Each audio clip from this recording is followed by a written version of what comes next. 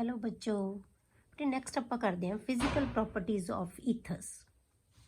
ਤੇ ਈਥਰਸ ਦੇ ਵਿੱਚ ਜਿਹੜਾ CO ਬੌਂਡ ਹੁੰਦਾ ਹੈ ਨਾ, ਉਹ ਪੋਲਰ ਨੇਚਰ ਦਾ ਹੁੰਦਾ ਹੈ, ਕਿਉਂਕਿ ਇਲੈਕਟ੍ਰੋਨੈਗੇਟਿਵਿਟੀ ਆਕਸੀਜਨ ਦੀ ਜ਼ਿਆਦਾ ਹੁੰਦੀ ਹੈ, ਇਸ ਕਰਕੇ ਬੌਂਡ ਦੀ ਪੋਲੈਰਿਟੀ ਹੁੰਦੀ ਹੈ।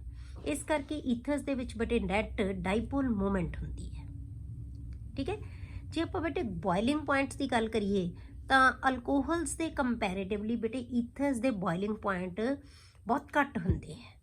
ਜੇ ਆਪਾਂ ਕੰਪੇਰੇਬਲ ਮਾਸਿਸ ਲਈਏ ਦੋਨਾਂ ਦੇ, ਅਲਕੋਹਲਸ ਤੇ ਈਥਰਸ ਦੇ, ਕਿਉਂਕਿ ਈਥਰਸ ਦੇ ਵਿੱਚ ਹਾਈਡਰੋਜਨ ਬੌਂਡਿੰਗ ਨਹੀਂ ਹੁੰਦੀ, ਪਰ ਅਲਕੋਹਲਸ ਦੇ ਵਿੱਚ ਹਾਈਡਰੋਜਨ ਬੌਂਡਿੰਗ ਹੈ ਜਿਹੜੀ ਉਹ ਹੁੰਦੀ ਹੈ। The boiling points of ethers are lower than alcohols of comparable masses due to the presence of hydrogen bonding in alcohols.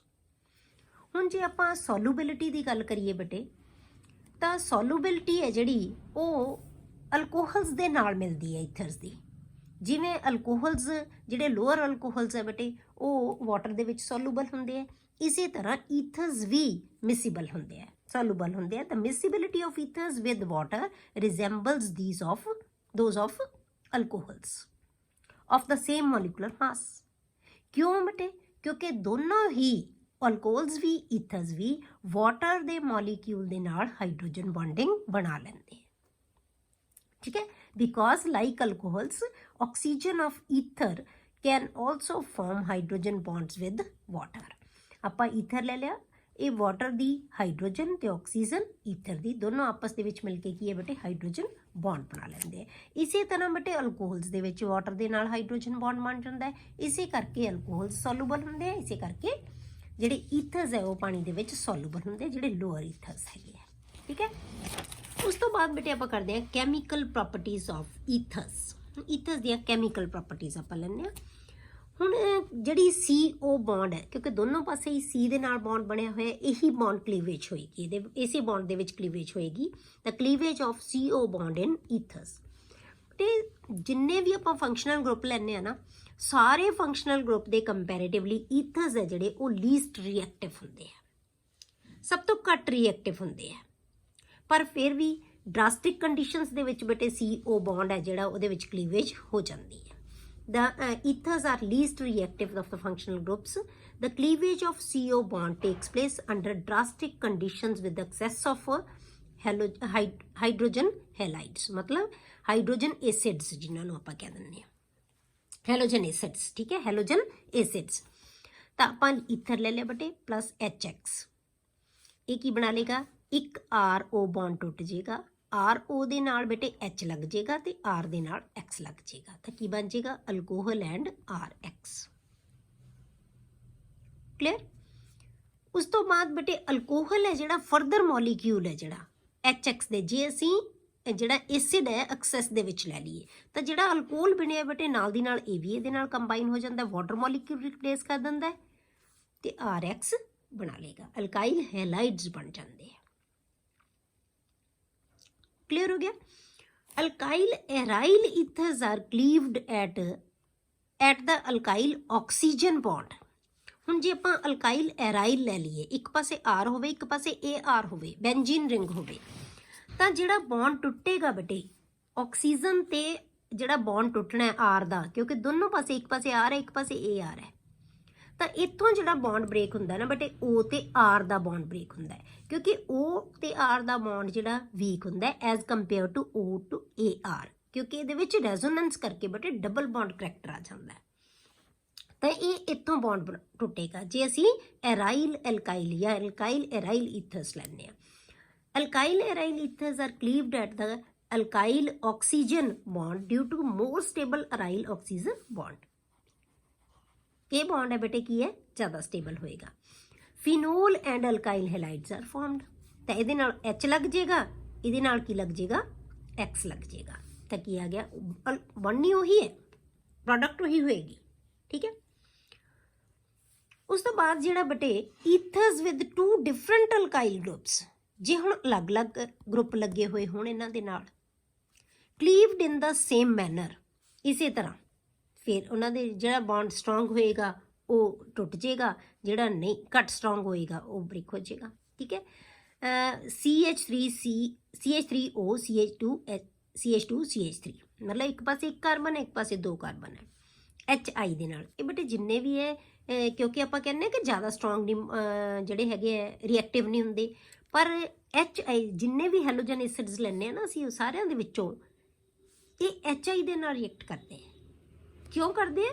ਕਿਉਂਕਿ HI ਹੈ ਬਹੁਤ ਈਜ਼ੀਲੀ, ਇਹ ਬਹੁਤ ਲਿਵਿੰਗ, ਅੱਛਾ ਲਿਵਿੰਗ ਗਰੁੱਪ ਹੈ, ਸਭ ਤੋਂ ਵੱਧ ਐਸਿਡਿਕ ਨੇਚਰ ਦਾ ਹੈ। ਆਈ ਨੂੰ ਇਹ ਬਹੁਤ ਈਜ਼ੀਲੀ ਛੱਡ ਸਕਦਾ ਹੈ, ਠੀਕ ਹੈ, ਇਸ ਕਰਕੇ, ਜਾਂ ਕਹਿ ਲਓ HI ਨੂੰ ਬਹੁਤ ਈਜ਼ੀਲੀ ਛੱਡ ਸਕਦਾ ਹੈ। ਬਹੁਤ ਐਸਿਡਿਕ ਨੇਚਰ ਸਭ ਤੋਂ ਜ਼ਿਆਦਾ HI ਦੀ ਹੁੰਦੀ ਹੈ, ਇਸ ਕਰਕੇ HI ਦੇ ਨਾਲ ਹੀ ਇਹ ਰਿਐਕਟ ਕਰਦੇ ਆ।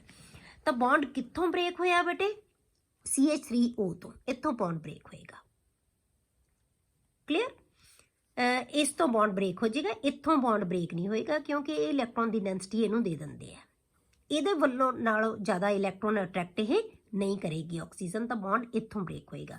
ਤਾਂ CH3 ਦੇ ਨਾਲ I ਲੱਗ ਜਾਏਗਾ ਤੇ O ਦੇ ਨਾਲ H ਲੱਗ ਜਾਏਗਾ। ਬਣਨੀ ਪ੍ਰੋਡਕਟ ਉਹੀ ਹੈ, ਹੈਲੋ ਅਲਕੇਨ ਐਂਡ ਅਲਕੋਹਲ। ਹੁਣ ਆਰਡਰ ਆਫ ਰਿਐਕਟਿਵਿਟੀ ਆਪਾਂ ਕੀ ਲਈਏ ਬੇਟੇ? ਜੇ HX ਦੇ ਵਿੱਚ ਲੈਂਦੇ ਹਾਂ, ਹੁਣੇ ਮੈਂ ਤੁਹਾਨੂੰ ਦੱਸ ਕੇ ਹਟੀ ਹਾਂ ਕਿ HI ਦੀ ਰਿਐਕਟਿਵਿਟੀ ਸਭ ਤੋਂ ਜ਼ਿਆਦਾ, ਕਿਉਂਕਿ ਇਸ ਟੈਂਪਰੇਚਰ ਸਭ ਤੋਂ ਜ਼ਿਆਦਾ ਹੈ। HI, ਫਿਰ HBr, ਫਿਰ HCl। ਜੇ ਹੁਣ ਆਪਾਂ ਇਹਦਾ ਮੈਕੈਨਿਜ਼ਮ ਦੇਖੀਏ ਬੇਟੇ, ਇਸੀ ਰਿਐਕਸ਼ਨ ਦਾ ਜੇ ਆਪਾਂ ਮੈਕੈਨਿਜ਼ਮ ਦੇਖਦੇ ਹਾਂ ਤਾਂ ਇਹਦੇ ਵਿੱਚ ਕੀ ਹੁੰਦਾ ਹੈ? ਪਹਿਲਾਂ ਇਹਦੇ ਵਿੱਚ ਪ੍ਰੋਟੋਨੇਟਡ ਜਿਹੜਾ ਹੈਗਾ ਉਹ ਈਥਰ ਬਣ ਜਾਂਦਾ ਹੈ, ਪ੍ਰੋਟੋਨੇਟਡ ਈਥਰ ਹੋ ਜਾਂਦਾ ਹੈ, ਕਿਉਂਕਿ ਇੱਥੋਂ ਪ੍ਰੋਟੋਨ, ਉਹਦੇ ਕੋਲ ਕੀ ਹੈ ਬੇਟੇ? ਲੋਨ ਪੇਅਰ ਆਫ ਇਲੈਕਟ੍ਰੋਨ, ਨਾਲ ਦੀ ਨਾਲ ਇਹਨੂੰ ਦੇ ਦੇਗਾ।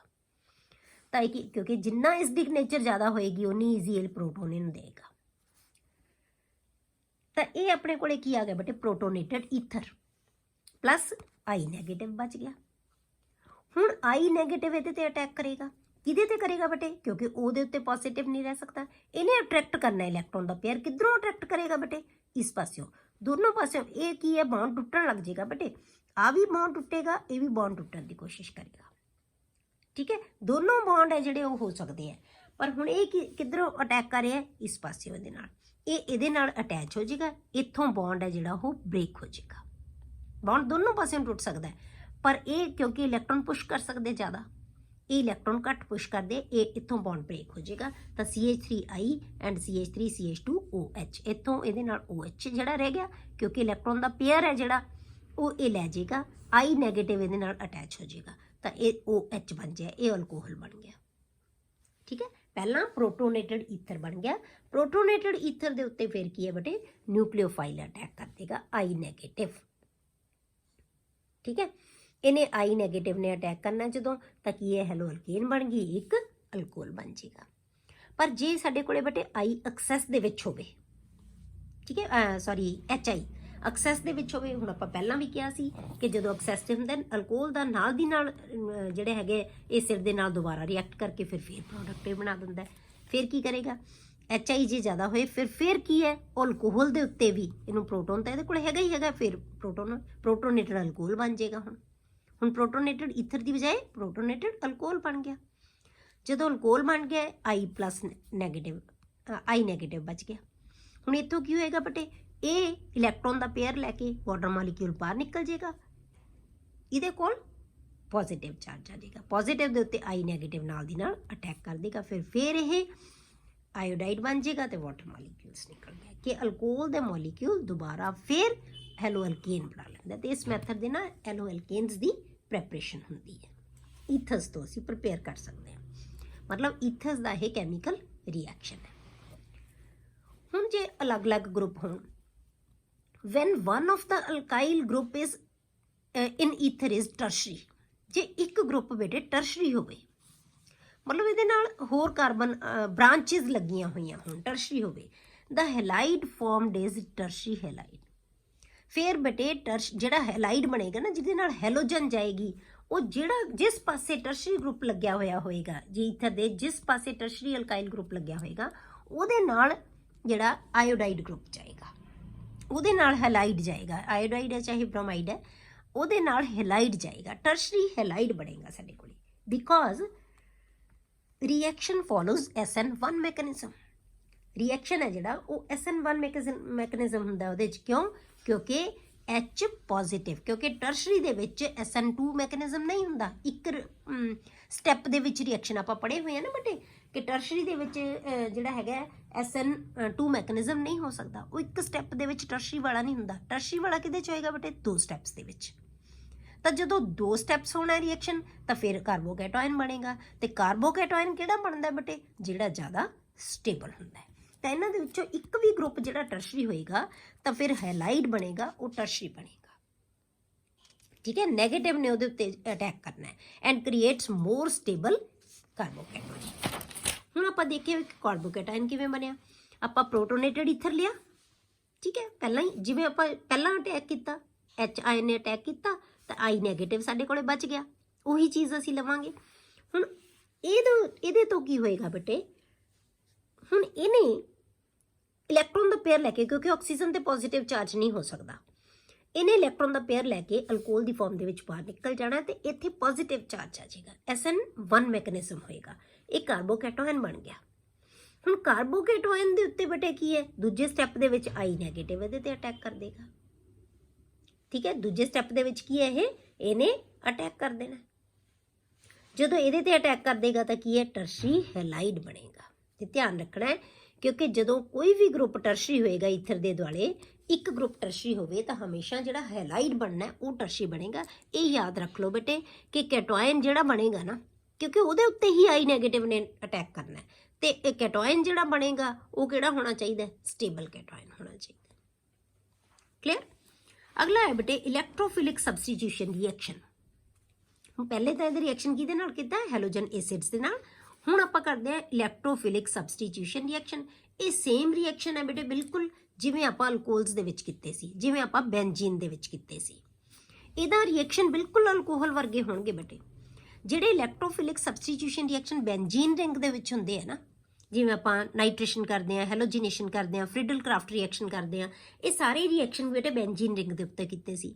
ਫਿਰ ਆਪਾਂ ਬੇਟੇ ਫਿਨੋਲ ਦੇ ਉੱਤੇ ਕੀਤੇ ਆ, ਠੀਕ ਹੈ, ਅਲਕੋਹਲਸ ਨਹੀਂ, ਫਿਨੋਲ ਦੇ ਉੱਤੇ। ਫਿਰ ਆਪਾਂ ਫਿਨੋਲਸ ਦੇ ਵਿੱਚ ਕੀਤੇ ਸੀਗੇ, ਠੀਕ ਹੈ, ਸੇਮ ਰਿਐਕਸ਼ਨ। ਤਾਂ ਆਪਾਂ ਕੀ ਕਿਹਾ ਸੀ ਬੇਟੇ ਕਿ ਫਿਨੋਲ ਦਾ ਜਿਹੜਾ OH ਗਰੁੱਪ ਹੈ ਨਾ, ਉਹ ਇਸ ਰਿੰਗ ਨੂੰ ਐਕਟੀਵੇਟ ਕਰ ਦਿੰਦਾ towards electrophilic substitution reaction due to resonance.